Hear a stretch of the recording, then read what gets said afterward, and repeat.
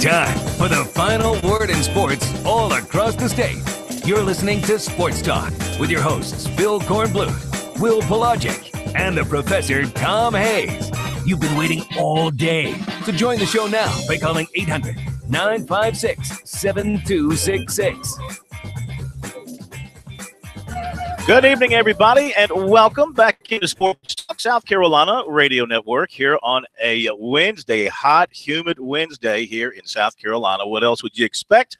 As we continue along the Palmetto Pigskin Tour tonight, we have made the short ride over to Benedict College, home of the Tigers, who actually began practice today, their first day on the practice field. And shorts today. They'll have a couple of days of conditioning type stuff before they get down to the serious business. Coach Mike White going into his fourth season as the head coach here at Benedict. Tigers have gotten better each year. Last year, 7-2, nearly winning the SIAC championship.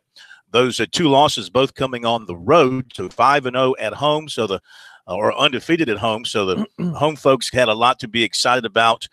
Tonight, Coach White will join us a little bit after the top of the hour break, and then we'll hear from a couple of the Tiger players, offensive lineman Justin Brown, who's an all-conference performer, and linebacker Mari Andrews. Meantime, no practice at USC today. Will Muschamp giving the Gamecocks their first day off since camp began.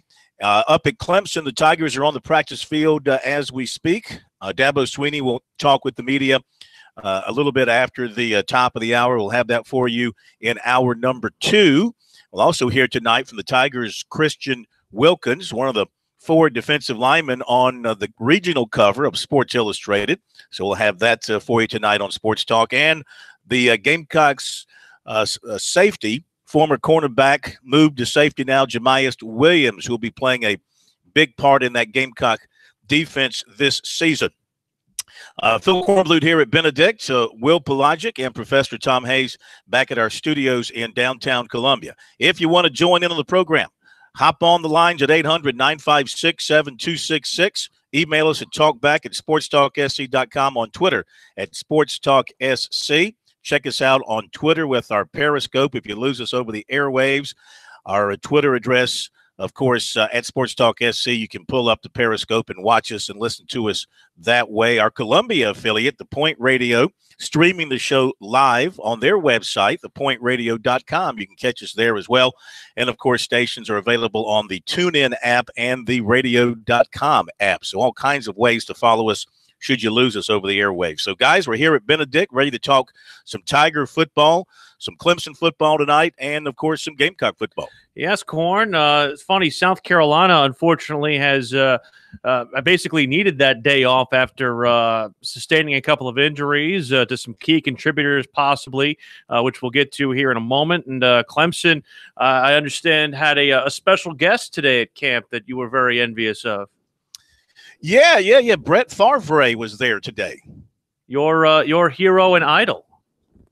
Brett Favre, for many years, called Brett Favre when he was, I guess, a Falcon and when he was at Southern Miss. Yeah, Brett Favre.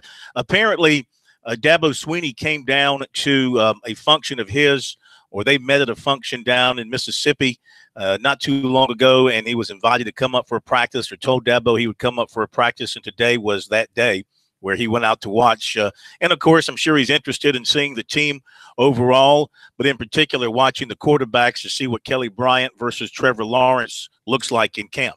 I understand they also had him kind of take part in the paw drill, which was cool. And, it's getting to the point right now where we're 1 week into camp, basically, or almost 1 week into camp at this point. We're getting to the point where we're seeing a lot of the repetitive storylines kind of start to get regurgitated. People are starting to write their think pieces on this year's football teams. Of course, you mentioned the Clemson SI cover and pro. I think that more and more people are curious about this Clemson defensive line and just how much of an impact that they will have on the Tigers' success, especially because of the fact that, as you like to point out, you wonder exactly the competition level that they will see in the ACC. Well, I just think they can be dominant this year in the ACC. I don't see any kind of resistance they'll have. Any resistance that Clemson has, I would think would be self-inflicted. That's why I think really these players are going to take leadership this year,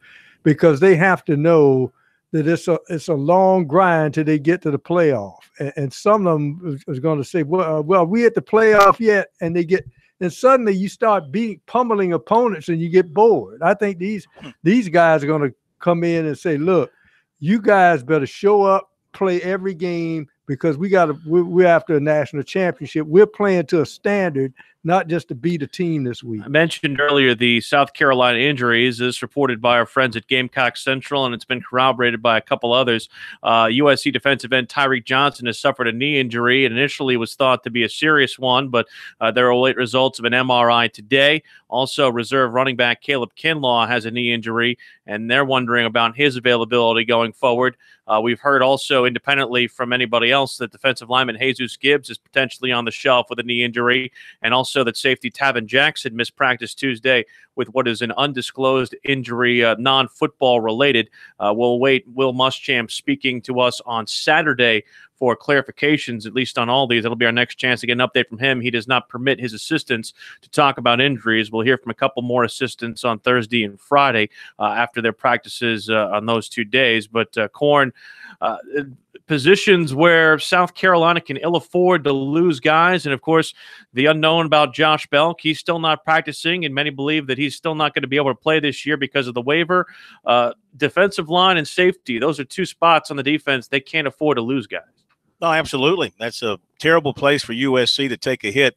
Johnson in particular was a guy that I think that they were kind of counting on this year, even though he was a true freshman. He's an older guy because he sat out a year and then he enrolled at midterm. So he gives you that maturity from an age standpoint. He also gives you some extra depth there on the defensive line and defensive end spot, or maybe even sliding inside some to play some defensive tackle. I remember him coming out of Lakewood High School a couple of years ago, and he was one of the state's better players. So losing anybody on that defensive line or in the secondary for South Carolina is not a good thing.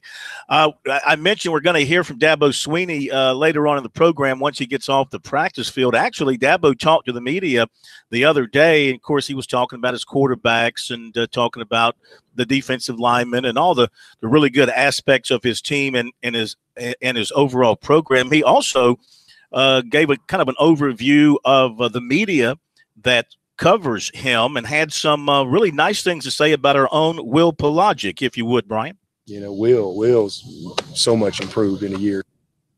Really? So, I mean, it's really kind of neat, Will, that he has taken notice of you in the year that you've been around. Really? That's what he said? Was he talking about me?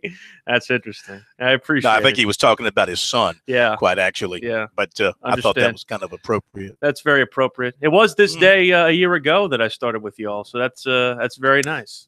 Don't remind us. It's good to have you with us for a year. That's good. I didn't get a plaque from you today, so I guess I'll settle for Dabo cut up. That's fine.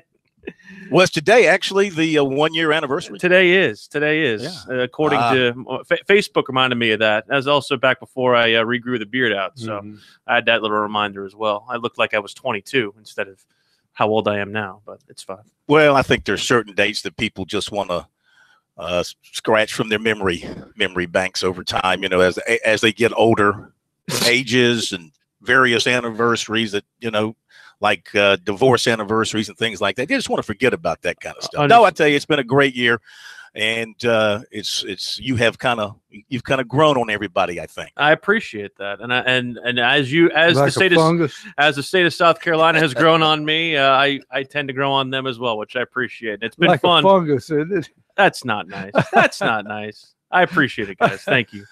All right, 800-956-7266 is our phone number. Email talkback at sportstalksc.com, on Twitter at SportsTalkSC. We'll jump to some of your phone calls when we come back from the break. The NCAA did more tinkering today, trying to find some rules that work related to basketball and summer basketball and basketball recruiting and one-and-dones and agents and all this stuff. I'm not sure. I mean, some of the stuff looks good. I'm not sure in the big picture if what they've done is going to solve anything or just create a bunch more headaches for everybody moving forward with basketball recruiting. We'll touch on that when we come back here on Sports Talk.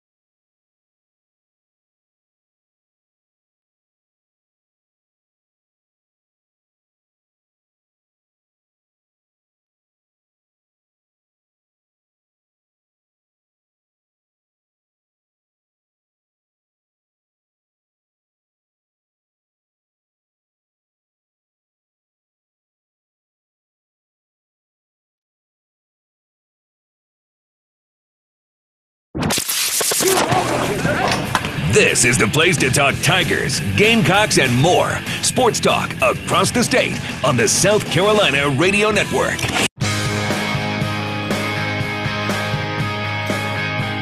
Sports Talk South Carolina Radio Network. Willie P., Phil Kornblut, who is at Benedict, as well as Professor Tom Hayes, 800-956-7266. I don't know if you noticed, Korn, on your favorite, the Worldwide Leader, they've knocked out all their programming on ESPN2, and they've put a lot of these oddball sports on. Pro and I were watching chess boxing earlier. I don't know if you've chess boxing? Yeah. I did not see that. No. And they had darts on as well, and roller derby, all kinds of. Well, I saw your tweet about your love for darts. I do love darts. It's a very, you have to be in the right state of mind to be able to do that, but it's very, very enthralling. Yeah, better live than anything. Glad to know that you are into that. 800-956-7266. Before we get to phone calls, if you will allow me a personal moment to send out best wishes to a good friend of mine, Keith Brown, former football coach at Georgetown, former principal and educator, headmaster, teacher, great guy, great family man. He is fighting an illness at MUSC in Charleston. I know he is tuned in to us tonight, and we want to wish him well and lift him up and wish him a speedy recovery because everybody is rooting for him who knows Keith. Everybody's behind him and pulling him through this little bit of a tough time. But I tell you what, he's a former basketball player at Erskine and a hard-nosed football coach when he was at Georgetown High School. And if anybody can fight through it, Keith can. So I just want to wish him well and tell him to keep battling, and we're all behind him. Mm-hmm. Let's go to Tiger Bryan in Lancaster. Get things rolling on the phone lines tonight. Much more to come on this edition of Sports Talk. Tiger Bryan, how you doing? I'm doing good, man. How y'all doing? Just a little sad. My Lancaster, South Carolina boys went down today, 13-0. We got beat like drums against Tennessee in the Dixie World Series. We did make it to the dance. We started best. So, they was 5-2 during the tournament. So you can't, we can't complain. But I got a question for you, Cornblue. I know why you got hired that wheelman in there now. That takes the pressure off you for this Simpson fans because you tell like you see it. He kind of biased on Gamecock, see. So that takes the pressure off you, man. Hey, you a smart man. You're a smart man, Cole. Hey, you're a smart man, bud. I've been around. Will loves those Gamecocks, boy. I'm telling you. Is that a fact? Tiger Bryan, I've been around the block a long time with you now, Cole. About 15 years. Tiger Bryan, I've been here a year. This might be the first person who has accused me of having a Gamecock bias. I'll have to tell that to the Gamecock folks who think that I have a Clemson bias. Because does he step right in where K-Mac left off with his Gamecock bias? Hey, I'm picking on you, Will. Happy anniversary, buddy. Hey, I'm glad we got you because y'all do a great job. Y'all have a good night and hey, stay cool because I know it's hot down there in Columbia. I'll have to buy you a nice frosty cold one when I get up to Lancaster there, Tiger Bryan. Tiger Bryan with us here on Sports Talk, 800-956-7266. Right, can you make heads or tails of what the NCAA did today? Because I'm having trouble. Yeah, that's what I was going to get to. It's a confusing bit of legislation / suggestions. I guess it's not legislations. It's because they didn't have their full body deal with this as committee stuff moving it forward. But it sounds to me like they're pushing the envelope earlier and earlier on kids now going to their into their junior year with things. They're going to allow agents to start dealing with high school players who think they're going to be one and done. They're going to allow you to go through the NBA draft camp, the combine, and if you want to pull out of the draft, you can go back to college. I see some good things. I see a lot of bad things. Well, the agent thing, from what, and again, I think they put a clarification on this earlier today or later today after they initially made the announcement.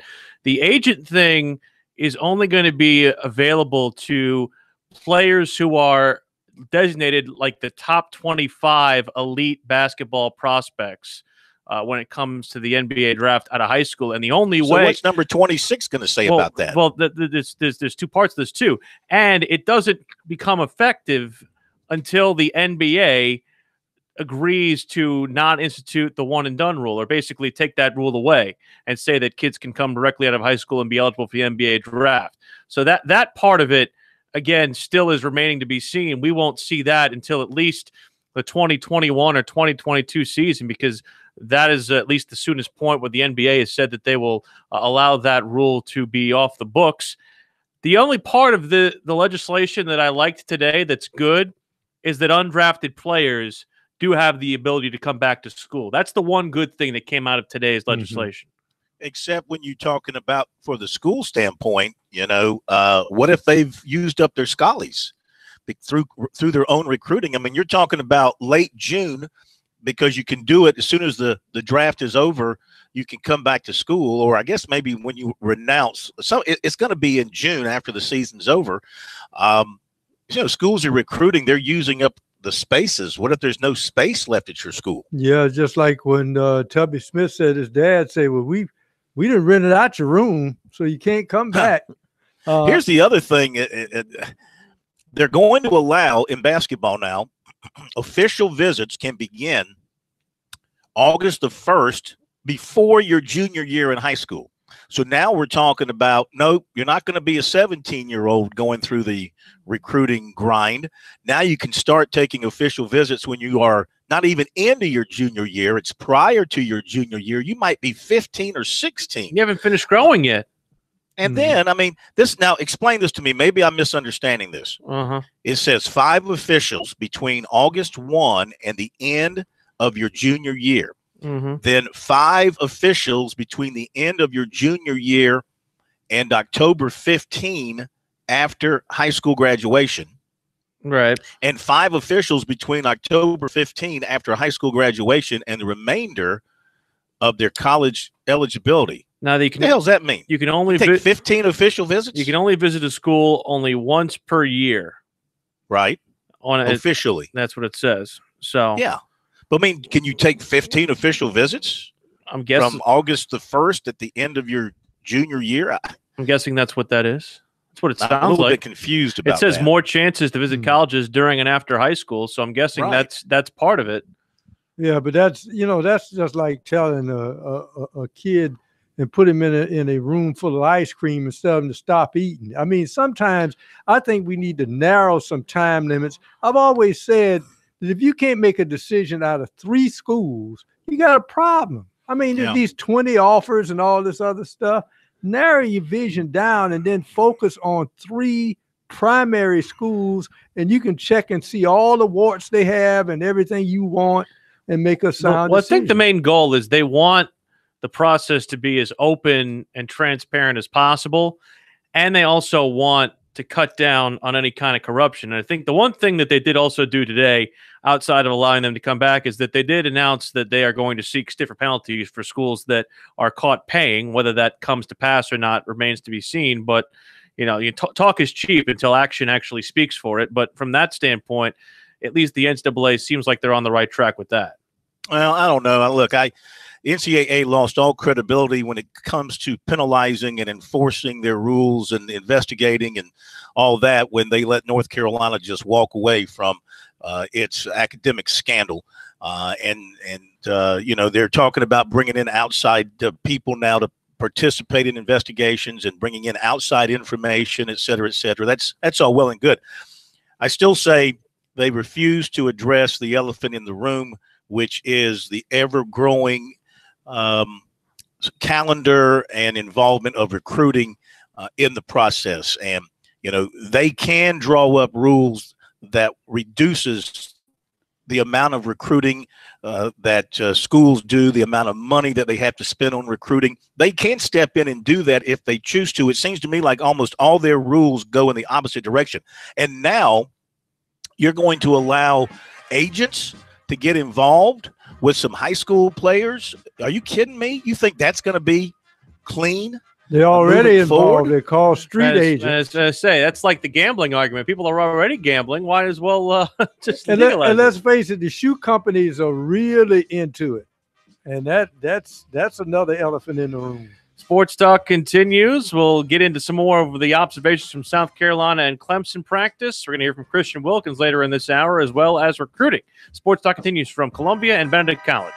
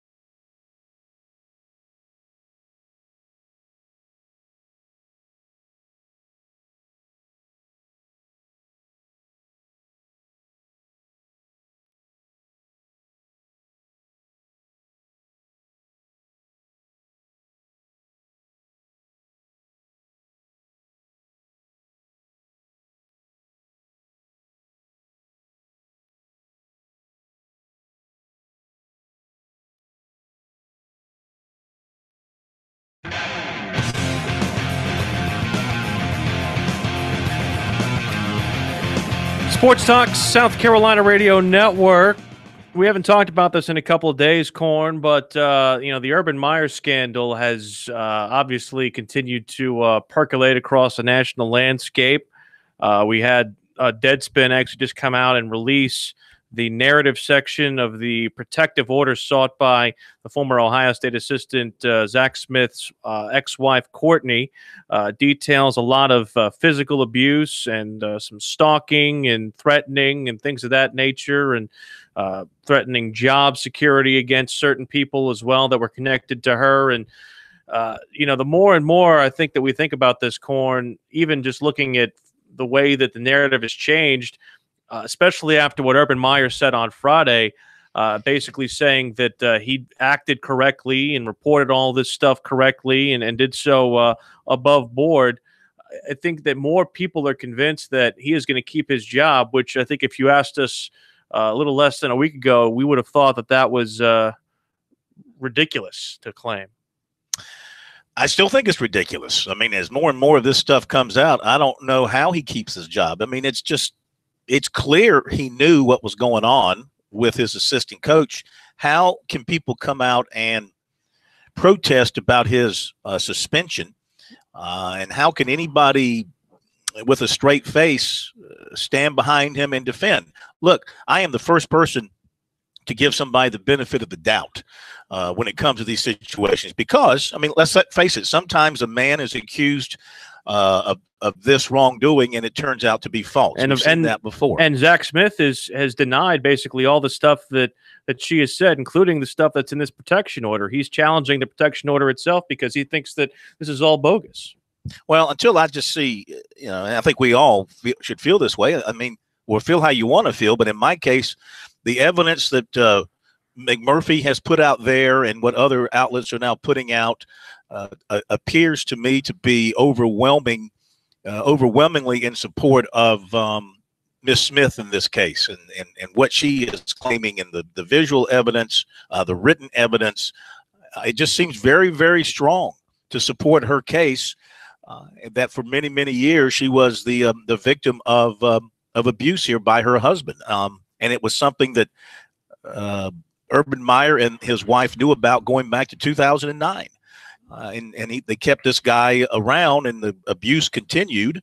And apparently others knew about it. The other wives on the staff knew about it as well. So I think it's a very sad and sick situation. And it kind of also shows you in the minds of fans, some fans, just how demented they are over support for their football team, that nothing gets in the way of supporting their coach and their beloved and cherished football team and their chance to maybe win a Big Ten championship, or maybe, get back in the playoffs and get smoked by Clemson again. I mean, it's just totally out of whack. 800-956-7266. Our Ohio State fans off base with their blind support of their head coach. I don't think it's the fans. I think when you see things like this and people dragging their feet, that means the big money donors have let their voice be heard, and they're wary of this. I mean, the fan on the street, let's face it. They want to win. Yeah, we'll listen to them, but if we want to fire the coach, we'll fire him. But if some of the daddy big bucks out there that's saying, wait a minute, hold it.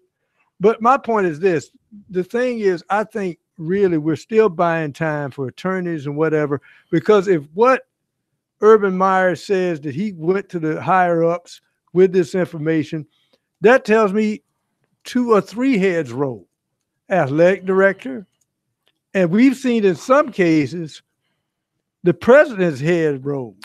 Well, it's weird. I mean, I think about what happened at Penn State. Again, I hate to draw parallels to different situations because these are all very different and very different in what the wrongdoers were accused of doing. So I'm not trying to draw parallels and make things equal. But the one thing that I will draw equal is the fact that there is an irrational amount of hero worship for these head coaches who are seen about as demagogues. I stood next to Art Briles while he blatantly lied in my face about not knowing all of the dirty, nitty-gritty details of that sexual abuse case and sexual abuse cover-up that took place at Baylor, which I still don't believe they got adequately punished enough for, because of the fact that they basically put forth a systemic cover-up of sexual abuse over a long period of time over multiple sports, allegedly. And, from this standpoint, no, Urban Meyer shouldn't necessarily be fired because of a domestic dispute that took place with somebody on his staff. But the fact that he was not prepared enough to speak, at least intelligently enough about the situation and offer a justification why he let a known domestic abuser stay on his staff for 3 years, and then all of a sudden the day before Big Ten Media Days, fire that guy and then offer no reasoning why? If you would have said something along the lines, Corn, of, hey, more of the details have come to light of this situation, and I couldn't justify keeping him on staff. It's something we maybe should have done a long time ago. This is not happening. This is not happening. But the fact that he was so aloof, whether intentionally or unintentionally, at Big Ten Media Days in Chicago, I'm sorry. Like we said before, it's failure to maintain control of the program, and I find it a gross estimation of what exactly his job is as a football coach. Shows poor leadership in my man. And you're right. And we've empowered these coaches, most of whom, the vast majority of whom do it the right way. They're good people. Sure. They earn their money. They work hard. They love their families. They don't beat their wives. They don't kick their dogs, no matter how bad it gets. They're good people. But you got others who are empowered in such a way where they think they can get away with most anything. I mean, just, go down the list of defrocked coaches here, so to speak, guys who've just been booted to the curb because they let things spin out of control within their own program because they wanted to win so badly and they wanted to, get the big payday. And we've seen it with championship coaches like a Rick Pitino. And now we're seeing Urban Meyer come under the same scrutiny here. And again, I don't see anything that's come out publicly that would support his side of the story at this particular time. Maybe they've got something else that they're going to show their hand later on, but I think everything you said is right on, and I don't think Ohio State has any choice but to fire him as the head coach. To keep him on after all of this, it should bring the Me Too movement out of the woodworks to protest every Ohio State football game, no matter where it's played. And the other part of this, too, again, you mentioned the amount of money that these guys are paid. Well, let's be honest. If you're getting paid the kind of money that, Nick Saban and Dabo Swinney and Urban Meyer are being paid, if you're getting paid that kind of money, guess what? That means you should know damn well what's going on inside your program. I'm sorry. Ignorance is not a defense. Mm-hmm. Well, the scary thing about it is you almost have to look at college football at the major college level in two different parameters. You're on an educational campus, and it's the state university in Ohio, and everything should be above board. But then you look at the athletic program, especially the football program, and you think of it, wait a minute, this is a multi-million-dollar business. And how many times we've seen multi-million-dollar businesses, not football, racked in fraud, but they're racked in fraud because guys who they think are important on the board or in certain committees or the owner, they hide things, and they think they can sweep things under the rug and keep things as they are. Hey, we got things rolling.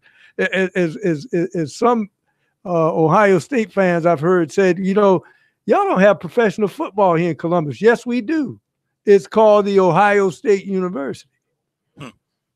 Hey, real quick, just checking a couple of notes from Matt Connolly, who was up at Clemson practice today for the state, and he said Tavian Feaster was back at full go today in practice after being in yellow and jogging on the sideline for the first couple of practices. T. Higgins was in yellow, not going through drills. Also in yellow, James Skowski, your favorite linebacker. My guy. Defensive end Chris Register, receiver Will Brown, offensive lineman Sean Pollard was in green, meaning he was limited. Amari Rogers was first up in returning punts, followed by Hunter Renfro and Darion Kendrick. So they had your favorite drill, the Paul drill, going on today too.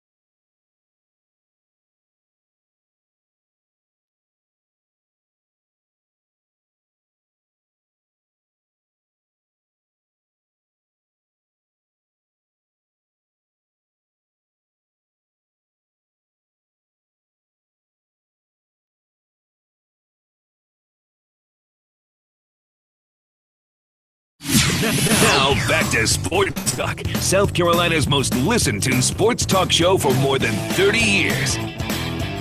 Sports Talk South Carolina Radio Network are brought to you by Founders Federal Credit Union. Whether it's low rates or high rewards, using Founders Select credit cards on clothes, school supplies, and a new computer, even college tuition will help prepare your kids for the first day of school. Apply online at foundersfcu.com/visa. Out at Clemson practice yesterday, the talk of the town, Corn, was the 4 players who were on the cover of Sports Illustrated's regional college football preview that features the team clad in orange and regalia. They were very excited about that, to have that kind of notoriety placed upon them as a group. And let's face it, it's the best defensive line in the country. And you really, when you look at Clemson's defensive front, it's more than those 4. They really can go 10, 11 deep with quality players on their defensive front, just looking at some of the backups who could be really starters elsewhere. But it's the older guys who've been there for a while getting that attention, and justifiably so, because they've done a great job in their respective careers. Christian Wilkins, of course, the centerpiece of that group. He is the emotional leader there. I think he is the vocal leader, and he's also the physical leader based on what he does on the field. He talked about the SI cover and getting ready for this season when he met with the media after practice yesterday. I mean, it was good. It was fun. Anytime I get with my guys, no matter whoever it is on the D-line, all the guys who love, care about, and do something like that, it's always fun. I mean, it's, all right, you get to be on the cover of Sports Illustrated. That's kind of like every kid's dream in some respects. But you get to do it with, like, these 3 guys that you spent so much time with, you've grinded for so long, that you're so tight with. Like, as a group, did it kind of mean a little bit more that it's the 4 of you guys on there? I mean, it's something that that's cool now, or whatever, but I feel like we'll appreciate it more, when we're in our 30s and in our 40s and our time is done playing the game. And we're like, man, we look back, maybe like, man, we really, had a good little run. We were a good group or whatever. Not just us 4, but the whole D-line, something just looking back that we'll definitely appreciate more. But now, it was cool definitely for the time being, but I'm just focused on, the season and trying to get better for sure. You knew when you were coming back that, like, all right, this whole line's back again. We're going to get a lot of attention, whether or not certainly that's not why you did it, but you knew it was coming. Has it been what you expected to this point? And did you feel some sort of, like, not responsibility, but kind of an understanding of the spotlight that's on you? I mean, I get it, yeah, but personally, and I don't want to speak for other guys, but I feel like we just like to go to work and just handle our business. I mean, we get a lot of attention, obviously, like you said, and a lot of publicity, but all that goes away if we don't do our job this year, and if we don't, play to our capabilities, So we just, we came back with a goal in mind, whatever it is for each of us individually. We're going to try our best to achieve that. So, I mean, all that really doesn't, necessarily matter or get, we don't think too much of it. We came back to do our job. So, Christian, what's the transition with Coach Hall been like? Or I apologize, with Coach Bates just focusing on the tackles this year. Yeah. You had that 2 years ago with that specificity. How much of a benefit is that? No, it's definitely good, and because, now he doesn't necessarily have to focus on the whole group. He just has us, the 2 guys interior. And, he could just really just, put his all into us. It's important because we go to him, ask questions, need anything. He's there for us. And I just love him as a coach in general. He's just a great, passionate coach. He gives you your all each and every day. And, he makes me personally want to give that back to him in return. It's just nice to have him as a coach. He's a great guy. And just really pushes us. And it's nice to, definitely have him just focusing on the interior guys. It's going to be, I'm looking forward to the year. You talked about some of the personal goals of coming back that all the guys have. Yeah.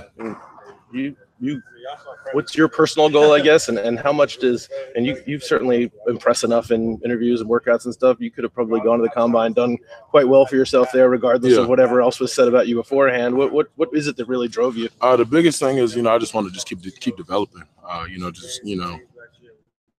Just put my best foot forward each and every day. You never finish a product, no matter how good you are, no matter what you do. So I just really want to keep developing in the areas of my game that are so-called weaknesses. So that's just the biggest thing for me. What kind of weaknesses did they suggest to you to work on? I just know there's a lot in my game that I'm just trying to improve on each and every day, pretty much. And I'm happy that I got a full year. I'm going to get a full year with Coach Bates, in the system, because he, the areas and the weaknesses of my games, he can definitely help me improve. So. All right, Clemson defensive lineman Christian Wilkins talking with the media after practice. If all goes well, late in the show tonight, we should be able to bring you some Dabo Swinney fresh off the practice field tonight with the Tigers. We, of course, are here at Benedict College as we continue on the Palmetto Pigskin Tour. Stop number 2. We were at South Carolina State last night. Benedict tonight. We'll be at Furman tomorrow. We'll keep this going on through the rest of August till we hit every school in the state, not named USC and Clemson, because, of course, cover those guys every day. But the other schools deserve coverage and deserve attention as well. That's why we do what we do. Let's do the recruiting very quickly. Then we'll take more calls, 800-956-7266. Let's begin with some basketball news. There's been some talk about Jermaine Couisnard, USC signee, a 6'4" player out of East Chicago, Indiana, and about getting into school and all of that. So I contacted him last night, and he told me that the SAT people flagged his score that was used for getting him eligible to play at South Carolina. So he had to retake a test. He took the ACT on July 14th. And he said the news that he has received is that he's good to go from that standpoint as far as being eligible to get into school. He was at USC for a week in June to help with camp, but he never enrolled in school. So he does plan to return to Columbia later this month in time for the start of classes on August 23rd. So if there's anything else out there that needs to be cleared up or completed for him, we'll have to just wait and see. But as far as this test score goes, from what he's been told, he's good to go to get into school and get with the Gamecocks eventually. USC is in the top 10 with 6'7" Quincy Gray, who attends Thetford Academy in Quebec, Canada. Also on the list are Syracuse, Oregon, Illinois, Creighton, Virginia Tech, Maryland, Minnesota, Auburn, and Vanderbilt. 6'7" Christian Brown of Lower Richland has set an official visit to Clemson for August 31st. That will be his second official. He went to UNLV in June, and he said that Clemson's been on top of his lists or among his top schools for a long time. They've been recruiting him since, going back several years. Clemson was his first offer, so he's got a very solid relationship with them, and including Brad Brownell, who watches him a lot and keeps in contact with him. So he feels very good about Clemson. He and his mother are looking at a possible visit to LSU at some point, but no date has been set. Texas Tech and Georgia, he said, are two other schools he's hearing from and considering. He said he's no longer hearing from USC. Baseball, Clemson on Tuesday landed a commitment from 2020 shortstop Max Wagner of Green Bay, Wisconsin. A perfect game scouting report on him this summer said he's a physical right-handed hitter and has a very good fastball, topping out at about 88 miles an hour. And in football, we checked in on 2020 prospect, defensive lineman Alex Huntley of Hammond. During the live period in late July, he went to Friday Night Lights at Florida and the unveiling of the West End Zone project at Sanford Stadium at Georgia on back-to-back days. Really enjoyed it. He really spoke highly about Georgia in our conversation. He really likes defensive line coach Trey Scott and feels like they have a good relationship. He has offers from USC, Georgia, Oklahoma, Arkansas, and Tennessee, plus drawing interest from Clemson and Ohio State. Will Muschamp's been on him hard, and he likes Will Muschamp because he's a defensive-minded coach, and Muschamp's trying to sell him on staying home, playing for the home state school. But he's from Maryland. He grew up in Maryland before moving to South Carolina, so he said he really has no allegiances to any one particular college, either here or anywhere. He camped this summer at USC, Georgia, Florida, and Ohio State. He likes those four, along with Arkansas and Tennessee, but he's not going to make a quick decision as he lets things play out and he waits for more offers to come in. That's the recruiting report for tonight. Check it out on our website, SportsTalkSC.com, and also on Twitter.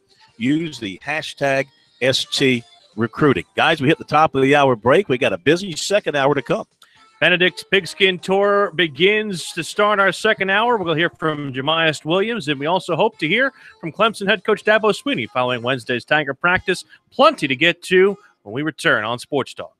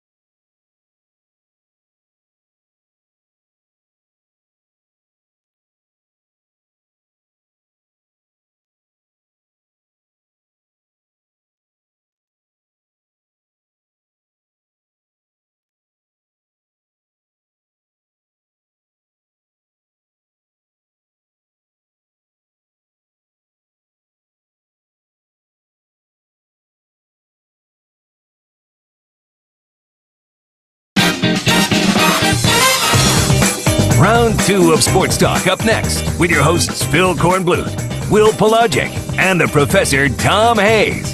Don't leave us hanging. Join the show, 800-956-7266.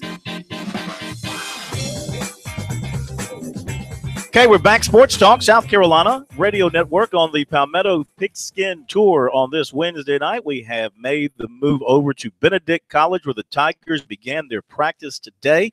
Year 4 under Coach Mike White. And what a job he is doing here at Benedict, getting better and better every season. And the coach is with us here now on Sports Talk.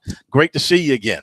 All right. Good to be here. Yes, sir. And, you know, that's what you want to do when you take over a program, right? I mean, you started out winless, and you won a few games, and then last year took a big step. Could have had an undefeated season because you were 7-2, and your 2 losses were by field goals in overtime. You were that close to a perfect regular season.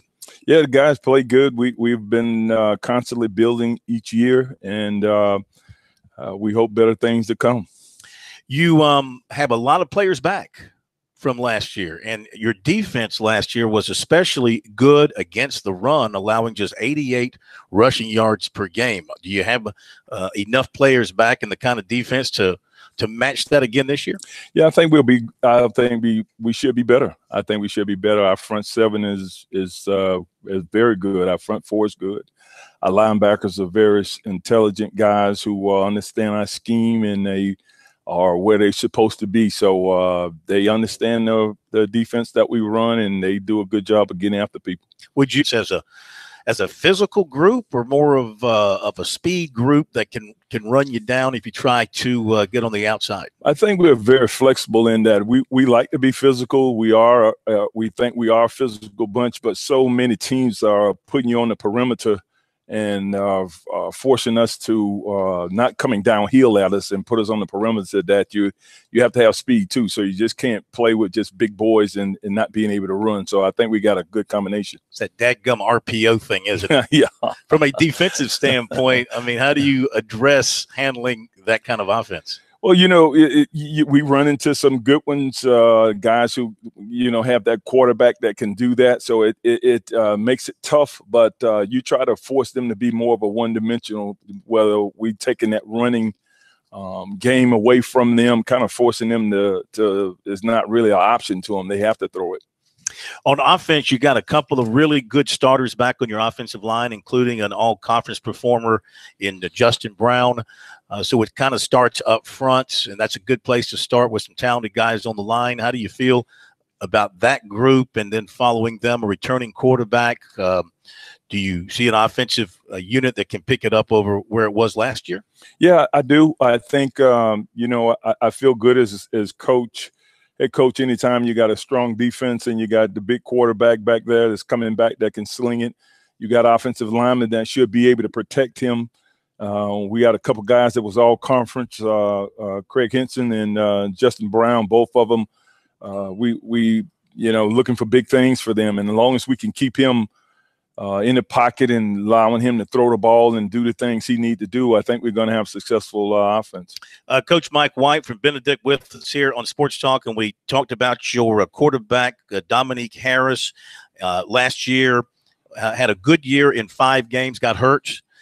So tell us how he's coming along, coming off of that, what the injury was, how he's rehabbed, and a little bit more about the type of quarterback. You mentioned he's a big guy. I've heard him, you know, Cam Newton-like in terms of size and physicality. Yes, Dominique is 6'5", he's 250. He is back full. He's 100% at practice with us, and again, we expect it. He put in the work this offseason. I got to give it to him. He did the work on the field. He did the work, you know, in the film room. So I look for him to be a lot better. Even the 5 games that he played last year, I think our defense is confident. I think our team is confident. Anytime you got that gunslinger, a guy who can run the ball, he was very effective last year running the football as well. So we expect them to have a better year. Of course, Coach, your team had just the 1 loss inside the conference this past year, and it was that overtime thriller at Fort Valley State. You get them at home this year, but you have to go across the border and, of course, see Albany State. It's obviously a tough schedule, but how do you feel about having come so close a year ago? I don't, you know, we have built every year, but they built the team. It was such a close game last year. We got down 21-0 in that game and had to fight back. The team showed a lot of character to do that, but I think our team in 17 learned that how crucial the fourth quarter is and how we have to, just grind those games out. And I'm hoping that's going to pay dividends here in 18, the way you have to play in the fourth quarter. Because this should be some games we're going to have to do that. Even when you don't play your best football, you're still going to have to, with a good defense, with a good running game, you're still going to be able to fight back and get in games and grind those some of those wins out. Well, Coach, you've been here. I think this is your fourth year coming up. And, of course, everybody talks about recruiting and building your depth, but also a football coach loves to build those leaders who take over in the locker room. Do you think right now, with the short tenure you've had, you've developed those leaders? And I guess the second part of my question is the 5-0 at home. Do you think you have fostered a home field advantage so far?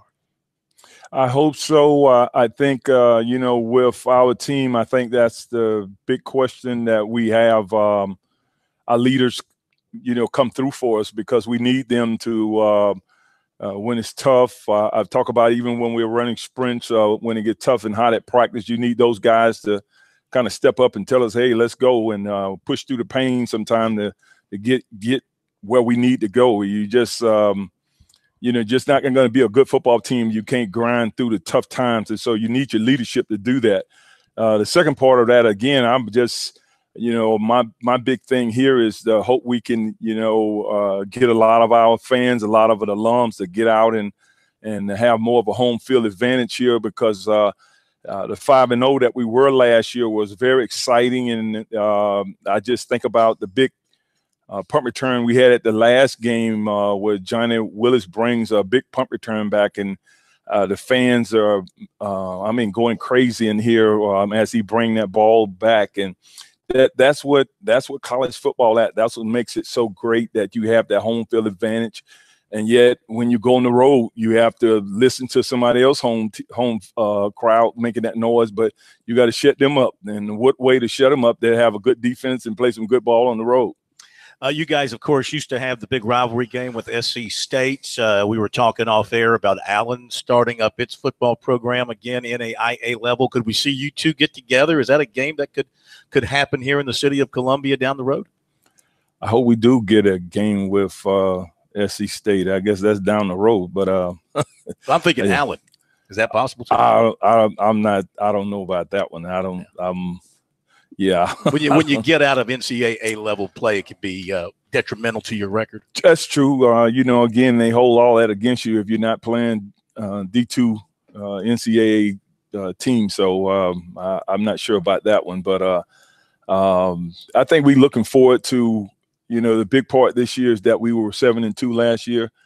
You're not going to sneak up on anybody this year. They're going to be looking for you.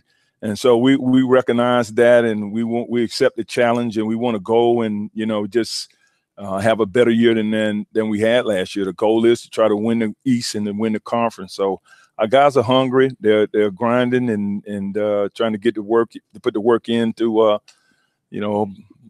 say you the champ at the end. Preseason number 2 pick in the league behind your old place. You left behind too good of a program there at Albany State, I guess. Is that about right, or do you think you've got a good enough team to leapfrog those guys? I just think that we are a program right now. We were ready to make that turn and to compete with all the other good teams in the East. I think Fort Valley, Albany State, and really all our games on the East was pretty tough last year. But I think those two teams, they're going to give us a fit, and we know what we got to do. As we traveled to Albany last year, they come here this way this year. But I think we're going to be in good shape when we play them both. We look forward to both games. It's going to be a very interesting season, perhaps a championship season for you. Thank you for coming over. Good luck with the camp. Hope everybody stays healthy. We look forward to talking to a couple of your guys coming up here in a moment. Thank you. Good seeing you. Likewise. Coach Mike White from here at Benedict College on the Palmetto Pigskin Tour. We'll be back. We're going to talk to a couple of the Tigers offensive linemen. Justin Brown is coming up here in just a moment, and we'll also be joined by linebacker Amari Andrews.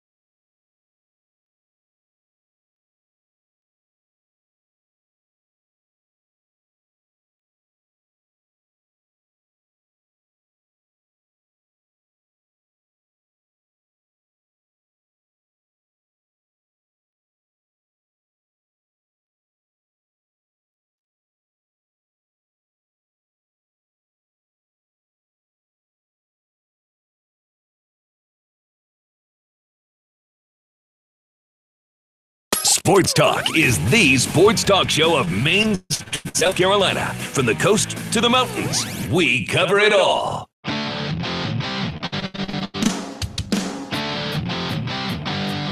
We are back at Sports Talk, South Carolina Radio Network. On a Wednesday night on the Palmetto Pigskin Tour, we are at Benedict College.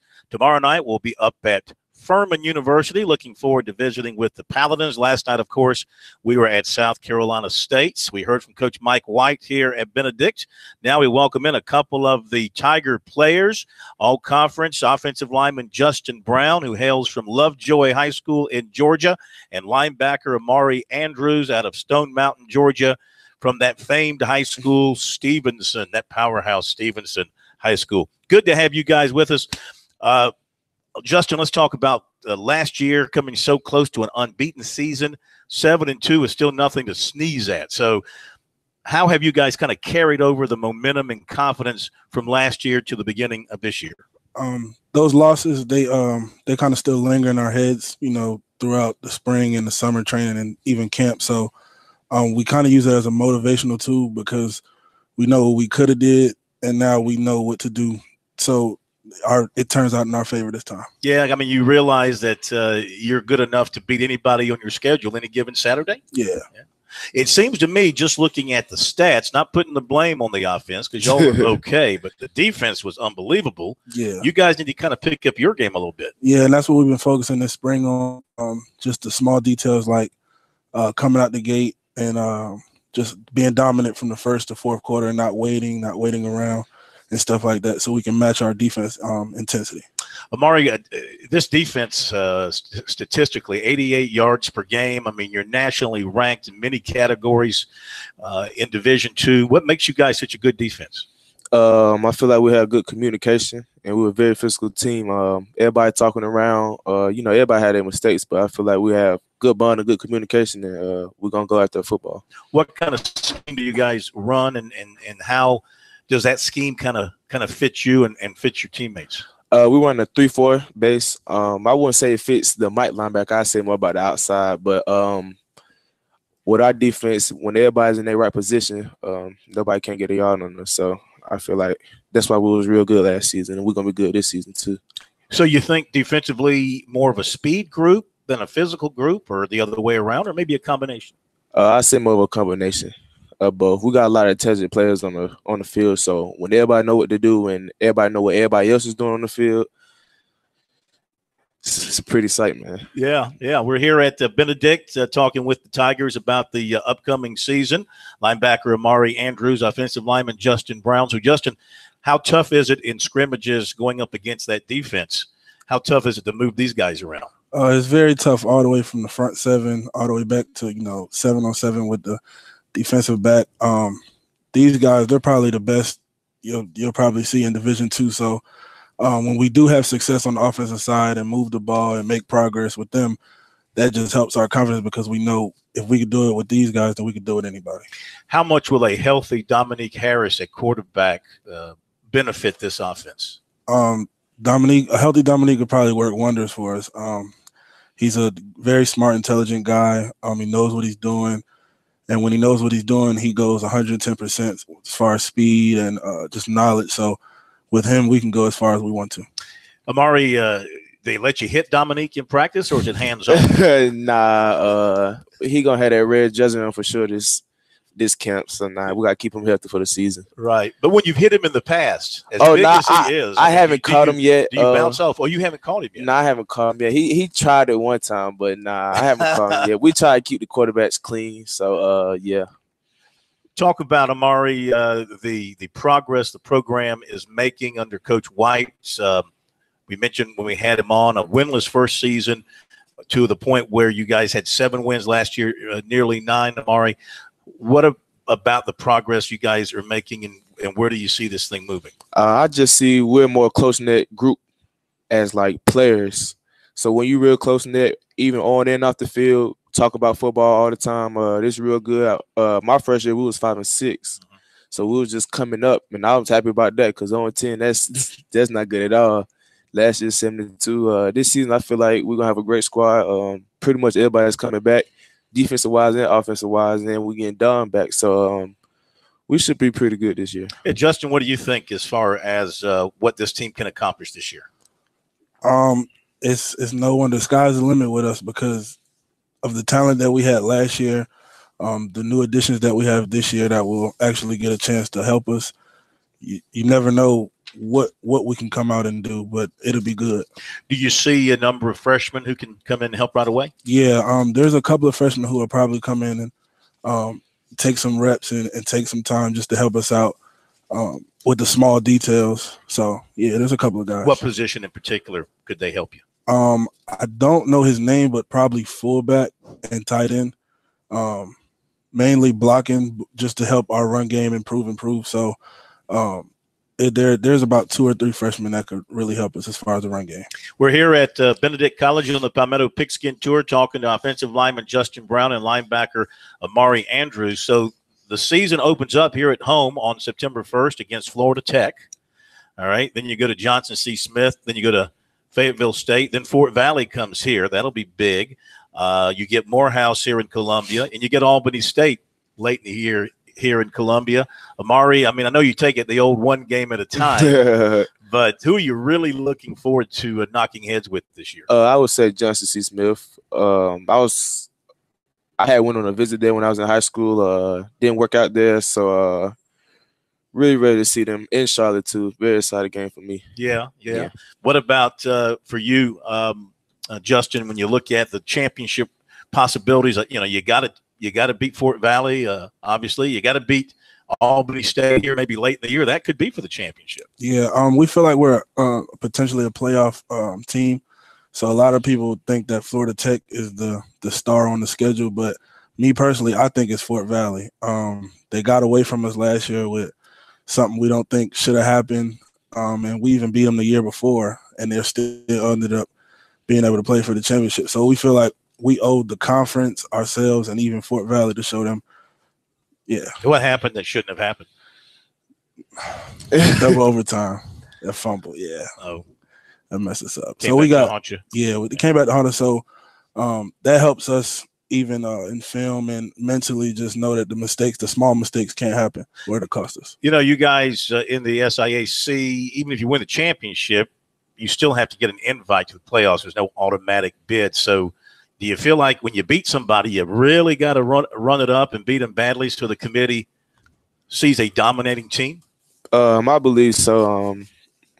The goal for us to be dominant every game, and even if we win by 50 or we win by 1, as long as we get that win and we have a great record and win the conference, we should get a bid because I'm sure we'll be nationally ranked defense and offense. I know this. So, yeah, throw some points at the offense, but we're going to be a great team. I'm very excited about this season. Justin, what would it mean to the program and to the school to win a championship and possibly get into the postseason? It'll be amazing. We have a lot of support behind us from the community, the local people. We can go into the grocery store, the barbershop, and, we get a lot of love from them and support. So it wouldn't just be for us and, ourselves. It'll definitely be for the community. Well, guys, we wish you the best of luck. We remind everybody that your season opens here at Johnson Stadium, 6 o'clock on September 1st. And I know you guys draw big crowds. Yeah. Playing at home for you guys, Justin, a big bonus. You get the good support from the fans. Yeah, it's always a big bonus. You can kind of walk around campus and guys will be asking you, "Are you guys play at home?" Yeah. Oh, we're definitely coming. So, and they're bringing people. We have a lot of family support, and like I said, from the community. So, we come out of the tunnel. It's almost a packed stadium. So that definitely helps. Justin Brown, who weighs in at what? 330. 330 pounds on what? How tall? 6'3". You're 6'3"? Yeah. 6'3", 330. He is a load, guys. And Amari, I know you bounced off of him a time or two, Amari. Nah, he can't block me, man. He's got to get to you first, right? Right. Yeah.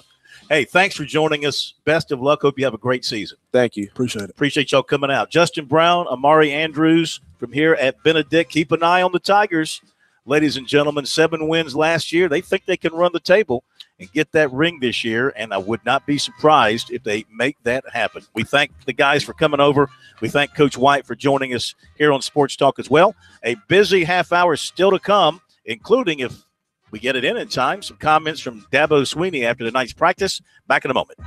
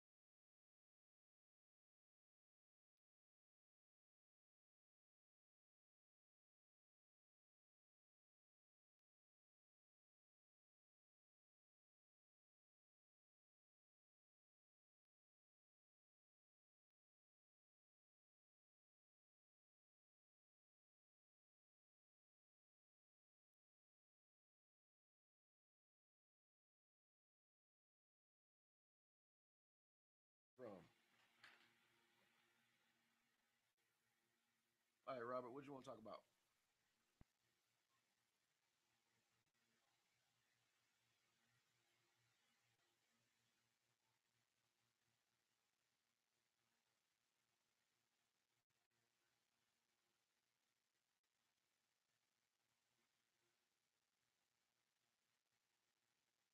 Well, hold on for me, Robert. Okay.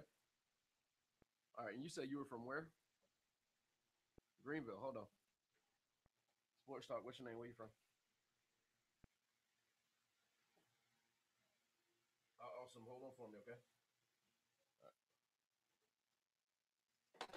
Hi back.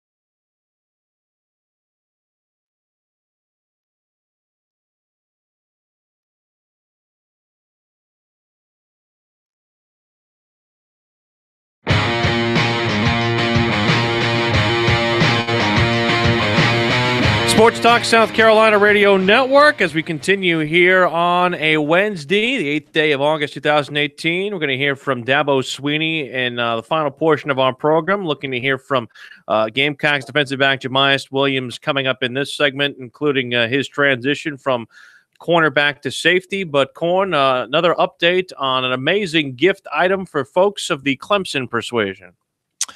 Yes, indeed. People love when they hear Bob Iback on our show because that means something good is happening with something or somebody in our state. And there's also a way for the listeners to get their hands on something nice and valuable. We welcome Bob back with us here on Sports Talk. And, of course, over the weekend, we had the Hall of Fame for the NFL induction ceremonies and Clemson's own Brian Dawkins going into the Hall of Fame, Bob. And once again, you're working on behalf of a great charity in connection with the Hall of Fame and in particular with Brian Dawkins. That's right, guys. Nice to be with you again tonight. And, yeah, this was a very exciting weekend for Brian Dawkins. He became the first Clemson football player to ever be inducted into the Pro Football Hall of Fame. That's really something special when you can say you're number one in anything. And we've put together a nice program with Rawlings, producing a beautiful, full-size Hall of Fame football to honor Brian Dawkins and his great career, not only with Clemson back in the middle 1990s, but also the 16 years he played professional football, made 9 Pro Bowls with the Philadelphia Eagles, and certainly is revered up in the Philadelphia area as well. In a moment, I'll give out a special toll-free number and a website how you can own one of these footballs. They are very limited. As I mentioned the other night, only 2018 of the footballs will ever be produced by Rawlings. They also include a beautiful acrylic display case and a numbered certificate of authenticity just for $99, with a good part of the proceeds going to a foundation that Brian set up himself this summer. It's called the Brian Dawkins Increase Foundation, and it's targeting assisting single mothers in a time of duress. It focuses their fundraising in South Carolina. Also, some of the monies will go to Philadelphia, and the third part is going to Jacksonville, Florida, where he was raised. What you'll get on the football is very interesting. It's got a couple of distinctive panels. One of them has a picture of Brian right there in the center, along with the Hall of Fame logo and from Canton, Ohio. A second panel has key statistics from Brian's career, not only in Clemson, but also in Philadelphia. And also the third panel kind of celebrates the Eagles' first ever Super Bowl title. So if you're a Philadelphia Eagles fan as well, you'll also get a little notation on this football signifying the first ever Super Bowl won by the Philadelphia Eagles in their franchise history. So a great looking football. Only 2018 will ever be made. We're about halfway through the collection. We just started kicking it off on Monday. And if you'd like to order these, there's two ways we set it up. Just again, for $99, you get the case and the football and a number certificate of authenticity. The toll-free number you can call this evening to order, 1-800-345-2868. That's 1-800-345-2868. Or simply go to NICOsports.com. That's the website you can see it at. It's spelled NIKCO sports.com. And I know I just wanted to point out, and a big shout out to your great listeners throughout the state of South Carolina. In the last 4.5 years or so, we have raised close to $2.4 million for charities. Much of that has come as a result of some programs that we've done right down in your area with Clemson football. And I do want to point out one other thing in closing. I know back when they played in the playoffs back in December, early January, we did a nice program. We almost sold out all 5,000 of those footballs. I checked with Nico Sports today. They said there's 30 of those footballs remaining from the playoffs. So if you'd like to get one of the remaining footballs, only 30 left. You can also get those for $99, and it also comes with a display case. So mention that when you call in that 800 number if you prefer to do one of those as well. Hey, that sounds great. That's an amazing number that only 30 of those are left. So, yeah, you can tell that when you come on Sports Talk and you pitch something to the Gamecock fans or the Tiger fans, they're hungry for it. They'll go get it. Yeah, that's true. You know, it's very exciting. I've seen a lot of these projects over the years, and I've been involved in it going back to my own career with the Chicago Cubs. I think you guys knew I spent 10 years with the Cubs, and I was looking at the calendar day, August the 8th, and it reminded me that 30 years ago tonight, I was at Wrigley Field for the first night game in Wrigley Field history, 8-8-88. We only played 4 innings. It got rained out, and they had to come back to the first official game was the next day against the New York Mets. Wow. Another anniversary. We have Willie P's 1-year anniversary with Sports Talk, and this would be 88. So we're talking 30th anniversary. Yeah, and you know what? The world didn't come to an end, did it? No, it didn't. You know, I was amazing. The process going through all that. We had to make sure that we put those light stanzas together in a very secret place across the street from Wrigley Field because there was a big threat about fans living in the area coming over there with BB guns and shooting out the light bulbs before we put those up. And we hid them away in a warehouse across the street from Wrigley Field. And the very next morning, about 6:30 in the morning, about 6 or 7 helicopters converged on Wrigley Field. It looked like a scene from MASH. They picked these things up. We brought them across the street. And within probably 2 hours, they were all put up in their place. Wow. Imagine that, a shooting in Chicago. That would shock anybody. Yeah, that would shock anybody, right? Any kind of weapon there. Hey, Bob, thank you, and we look forward to hearing from you again down the road. I certainly expect the Tigers to be in the hunt for the national championship again. It's always fun, and Dabo's done a great job down there, so it should be a fun time again. And you guys enjoy yourselves, and we'll catch you down the road. You got it, my friend. Bob Ibach from Chicago and also with Nico Sports. You heard all the information about what he has available for the Brian Dawkins football here related to the Hall of Fame induction. So that is great stuff. All right. Hey, how about Jamias Williams? He's a really good safety. You think we'll hear about him in the Hall of Fame one day? I don't know, Corn. He needs to get some size, maybe grow about 5 inches if he wants to do it at safety. Here's a little bit of what he had to say following Gamecock practice yesterday. It's been pretty smooth. You know, what I feel like I've done well is, is just communicating with the secondary. You know, everybody's communicating, everybody getting the call. You know, we got to play fast because we got a tempo offense, so it definitely allows us to get in more shape and get the call, relay the call faster, think faster. Do you feel like height is a huge thing to have if you're a safety? No, sir, not at all. Because I can show my versatility. I got speed. If I'm short, you got to have speed in this game. You guys are kind of thin at the safety positions. Just how's the rotation going? I mean, do you guys get pretty equal reps, or you got to take a little more than your share? Oh no, we get pretty equal reps. You know, some if we need more, you know, what I'm saying, they'll let us get more. But other than that, we get pretty equal reps. What have JT and Nick brought to this team, being transfers who've played for a few years? Well, you know, experience. You know, they brought experience. You know, and that's key in this game, experience. Because playing in front of 80,000 for the first time in the field, me have you kind of shook.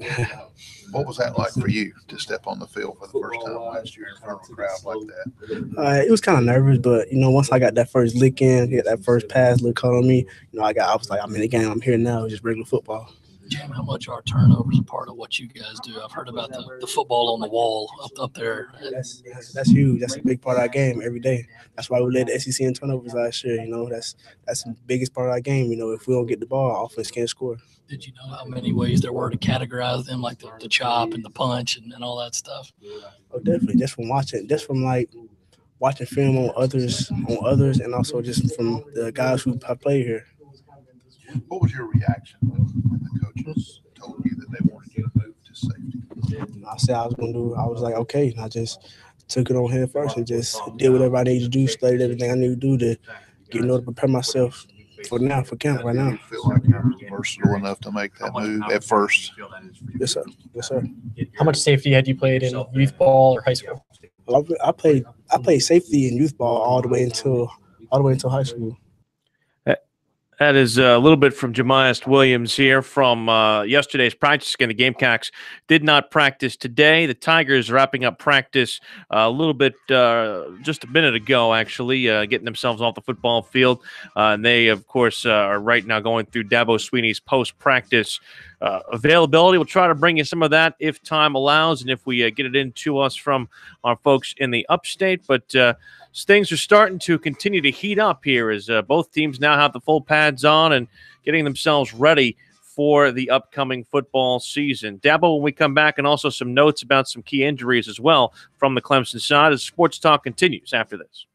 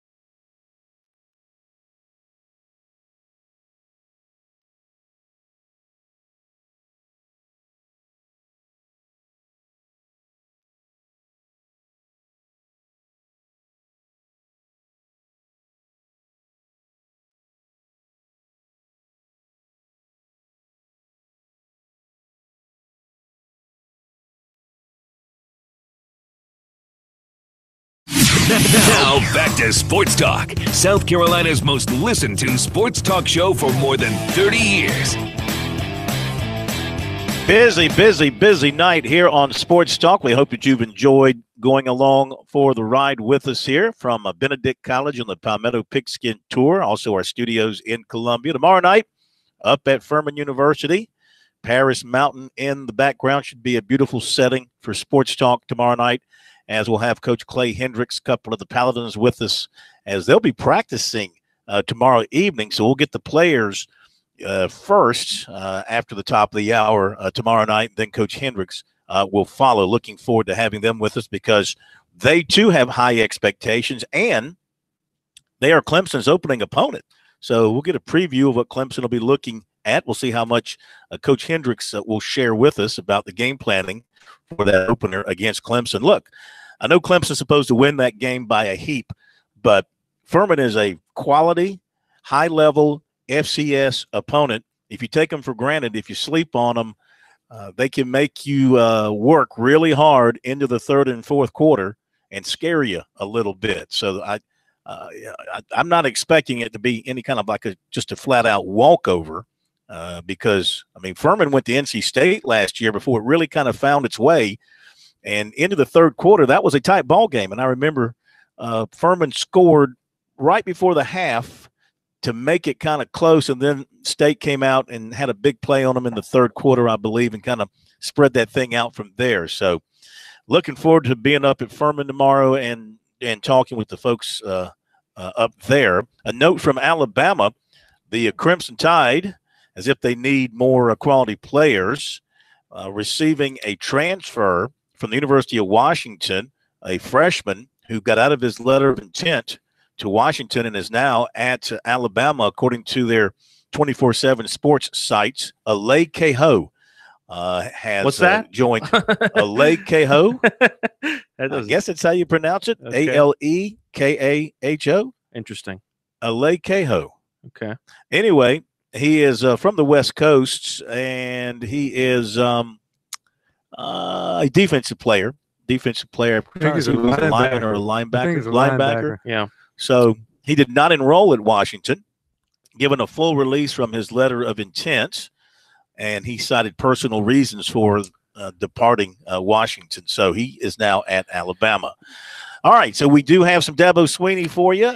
Just finishing up with the media, just getting off the practice field this afternoon. Will, I'll let you lead into it very quickly because you have an idea of what he said. We'll talk a little bit about just the first day in pads, but also the special visitor that they got today and former Green Bay Packers quarterback and NFL Hall of Famer Brett Favre. Yeah, man. Well, I actually did an event in Hattiesburg, Mississippi back in, I think it was April and maybe March, but anyway, March. I went down and he came to the event.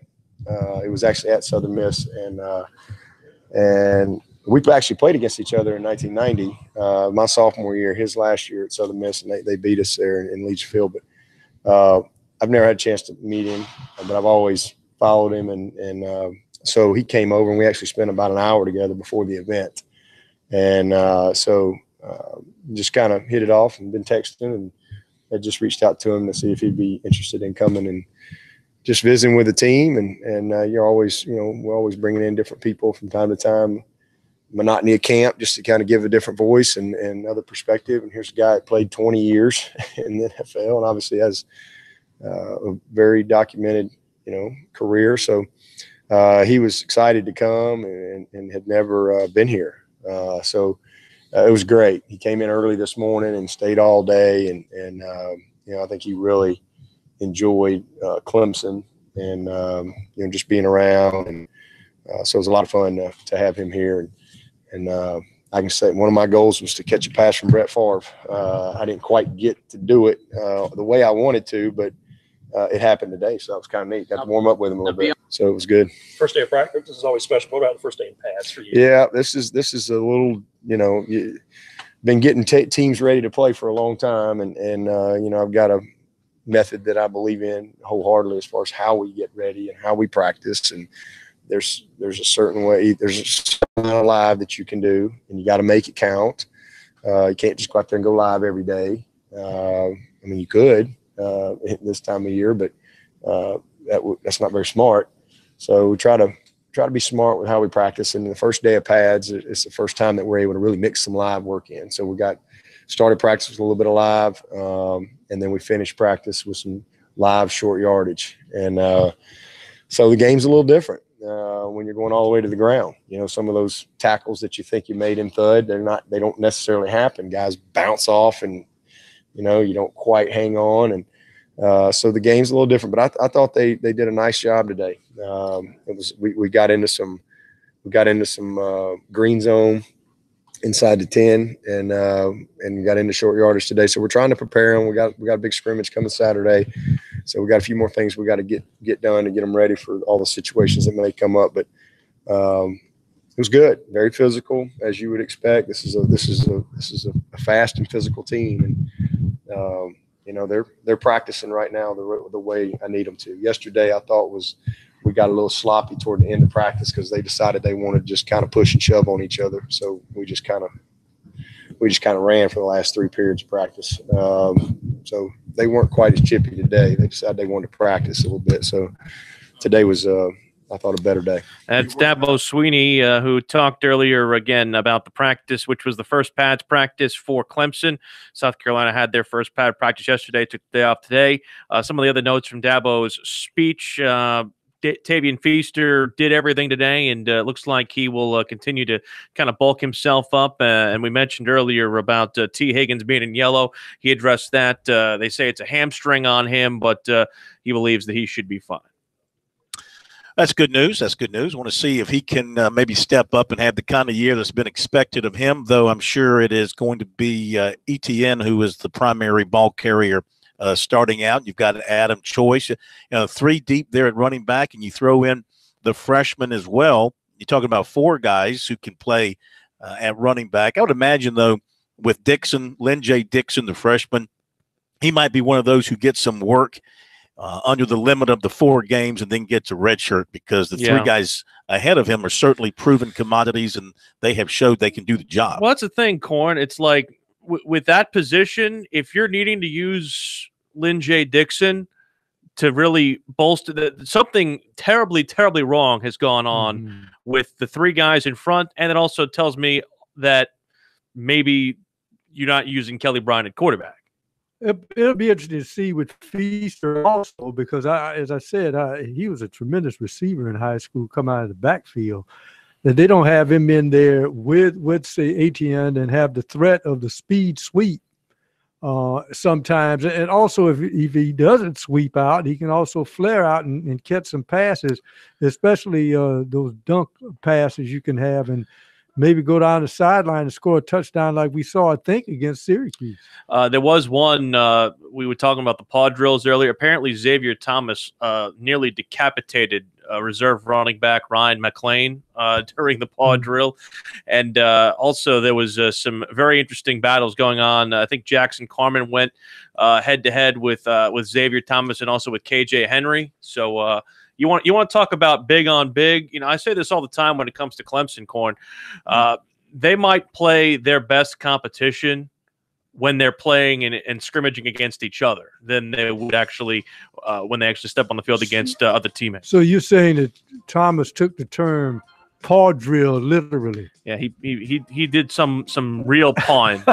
I don't know how they keep that guy off the field this year based on what we're reading, except for the fact that he's got a couple of pros on each side ahead of him, but they've got to find some snaps for Xavier Thomas. Well, you know, of course, the temptation will be to let him play those 4 games and the other guys, of course, doing their thing, and then redshirt him and have him back for another full year. Well, you know, Dabo likes to play a lot of guys now, so you never know. All right. Want to say thanks to Dennis Switzer here at Benedict College, the outstanding SID, for working with us and getting us Coach White and the players. We've had a blast here at Benedict. Tomorrow night at Furman with the Paladins. Looking forward to being there on the Palmetto Pigskin Tour. Thank you, Pro. Willie P., happy anniversary to you. Thank you, sir. And thank you, Brian Leonard, for a great job. Have a great night, everybody. We'll see you tomorrow.